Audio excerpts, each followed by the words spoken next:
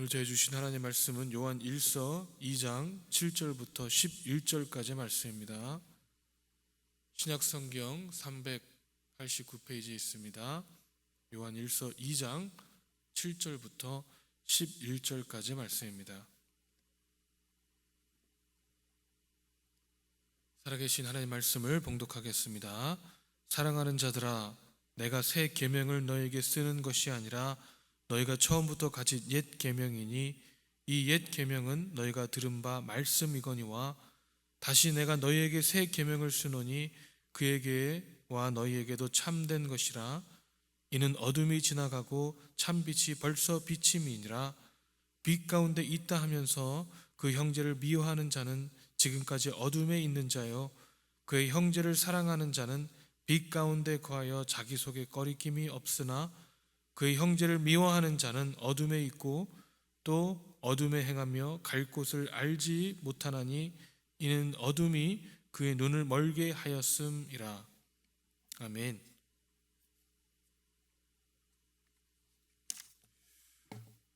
우리가 믿는 종교는 이 사랑의 종교입니다. 이 세상의 그 어떤 종교도 기독교보다 사랑이 강조된 종교는 없습니다. 왜냐하면 우리 하나님은 우리에게 사랑을 명하시기 전에 먼저 사랑을 보여주시기 때문에 그렇습니다. 먼저 사랑을 보여주셨던 주님께서 우리에게 원하는 것이 있는데 바로 무언가 하니까 형제를 사랑하라는 것입니다. 9절에 보면 빛 가운데 있다 하면서 그 형제를 미워하는 자는 지금까지 어둠에 있는 자요 라고 말씀하고 있습니다. 여기서 빛 가운데 있다는 것은 예수님과의 관계를 이야기하고 있습니다. 예수님과 사랑에 빠졌다라는 것을 이야기합니다. 이 사랑에 빠진 사람들은요, 어떻게 서로를 기쁘게 할까를 항상 고민하게 됩니다. 예수님의 관심사는 우리가 어떻게 하면 진정으로 행복한 삶을, 기쁜 삶을 살 수 있을까를 고민하십니다. 그렇게 몸소 이 땅 가운데 오셔서 어떻게 살아야 할지를 먼저 보여주신 것입니다. 그렇다면 이 예수님을 사랑하는 우리들도 어떻게 하면 예수님을 기쁘게 할까를 고민하며 살아야 합니다. 이 여러분과 저는 날마다 이 숨쉬는 순간마다 우리는 어떻게 하면 예수님을 기쁘게 할 수 있을까를 고민하고 살고 있습니까? 이 로마서 5장 8절에 보니까 우리가 아직 죄인 되었을 때 그리스도께서 우리를 위하여 본인의 사랑을 확증하셨다라고 말씀하고 있는데, 과연 우리는 그 사랑의 확증에 올바른 그런 삶을 살아가고 있느냐라는 것이죠. 이 4월달은 저에게 굉장히 특별한 달인데요. 왜냐하면 저희 부부 결혼기념일, 제 생일, 제 사모 생일이 다 4월에 있습니다. 그래서 이 4월만 되면은 어떻게 하면 이 4월달을 잘 보낼 수 있을까를 저는 항상 고민을 합니다. 어떻게 하면 제 사모를 기쁘게 할 수 있을까를 고민한다라는 것이죠. 이렇게 고민하는 이유는 무엇 때문에 그렇습니까? 사랑하니까 그렇습니다. 그런데 이제 참 재밌는 것은요, 그렇게 고민하고 어떤 선물을 할지 이것저것을 골라보고 하면서 그 사람을 더욱 생각하게 되고, 그 사람이 이렇게 하면 좋아할까 저렇게 하면 좋아할까를 고민하면서 그 선물을 받은 그 사람이 즐거워하는 모습을 상상하니까 저도 덩달아서 기뻐지더라고요.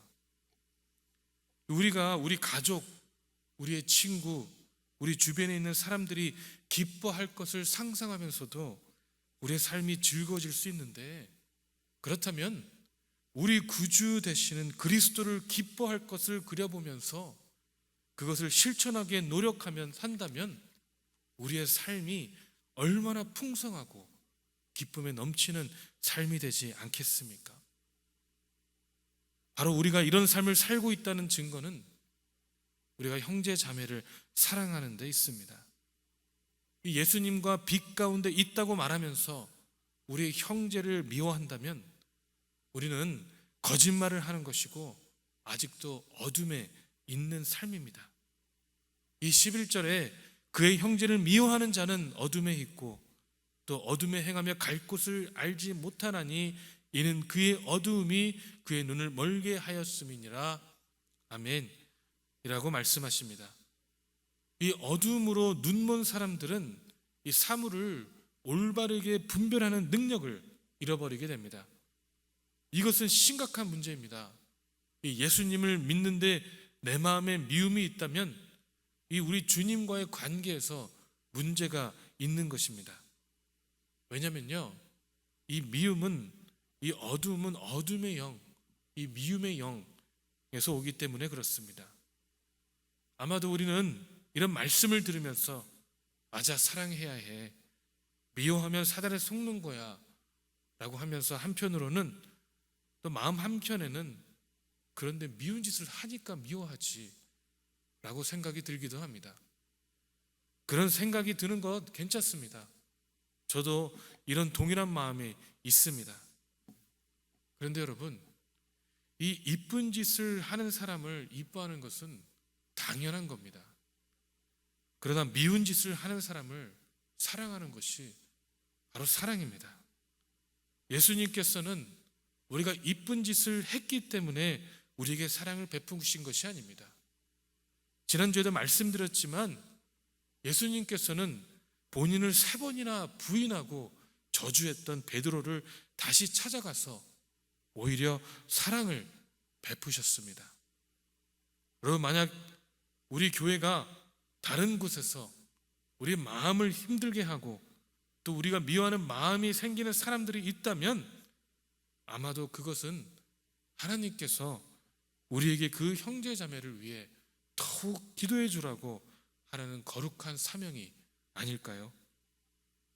이 10절에 그의 형제를 사랑하는 자는 빛 가운데 거하며 자기 속에 꺼리낌이 없으나 라고 써 있습니다. 여러분과 저는 진심으로 거리낌이 없는 삶 가운데 있기를 소망합니다. 지금은 돌아가셨지만 이 컴패션 인터내셔널 코리아의 이 웹사이트에 보면은 이 구두 닦기 목사님, 김정환 목사님이라는 분을 소개하고 있습니다. 이 목사님은 이 개척교회 목사님이셨는데 어느 날 컴패션 인터내셔널에서 주최하는 그 이벤트에 가셨다고 합니다. 그런데 그 이벤트 막바지에 위에서 풍선들이 막 떨어지더래요. 그 목사님께서는 그 풍선 안에 선물들이 들어있는 줄 알고 이 몇 개를 막 주었답니다. 그런데 알고 보니까 그 풍선 안에는 후원이 필요한 아이들의 사진이 들어있더라는 것이죠. 이 목사님은요, 개척교회 목사님이셔서 마음이 참으로 답답해서 주님 앞에 기도했다고 합니다. 아이들 1명 후원하는 것도 너무 힘든데 제가 어떻게 5명을 후원할 수 있겠냐라고 기도를 했다고 합니다. 그래서 처음에는 아이들을 후원을 하기 위해서 우유 배달을 하려고 했는데 이 우유 배달을 하면 새벽 기도를 할 수 없으니까 할 수 없었고, 또 폐지를 주우려고 했는데 이 한국 노인분들이 이 폐지를 주우면서 생활하시는 분들이 많기 때문에 그렇게 할 수 없었다라고 말씀하셨습니다. 그래서 고민하며 기도하다가 하나님께서 주신 영감이 바로 교회 앞에서 구두 닦는 것이었습니다. 그래서 교회 앞에서 구두 닦기를 시작했습니다. 그렇게 해서 5명을 후원하게 되었고, 이 구두를 닦는 수익금은 전액 이 컴패션 인터내셔널에서 후원하는 아이들에게 들어갔다고 합니다. 그리고 날마다 그 후원하는 아이들을 위해서 구체적으로 기도하셨습니다. 그런데 이 참 안타까운 것은요, 그 목사님께서 루게릭병에 걸리게 되셨습니다. 루게릭병 여러분 아시는지 모르겠는데 이 루게릭병은요, 이 몸에 있는 근육이 점점 마비되는 병입니다. 그래서 결국에는 몸이 나중엔 다 굳어서 죽게 되는 병이 바로 이 루게릭병입니다. 그래서 한동안은 구두를 닦다가 몸이 움직일 수 없게 되었을 때는 또 사모님도 몇 개월간 구두를 닦으셨다고 그렇게 고백하고 있습니다. 이분이 마지막으로 한 인터뷰를 보면은 이런 말씀을 하고 있습니다. 이 루게릭병을 통해서 앞으로 수많은 불신자들이 돌아올 것을 확신하고 있어요. 내가 죽고 수많은 사람들이 산다면 나는 10번도 더 죽을 수 있죠. 아멘. 여러분, 우리도 역시 이런 동일한 그런 고백 가운데 있어야 하지 않겠습니까? 이 누구는 사랑을 실천하기 위해서 구두를 닦기 시작했다면 우리는 그 동일한 사랑을 실천하기 위해서 그 무엇을 시작해야 하겠습니까?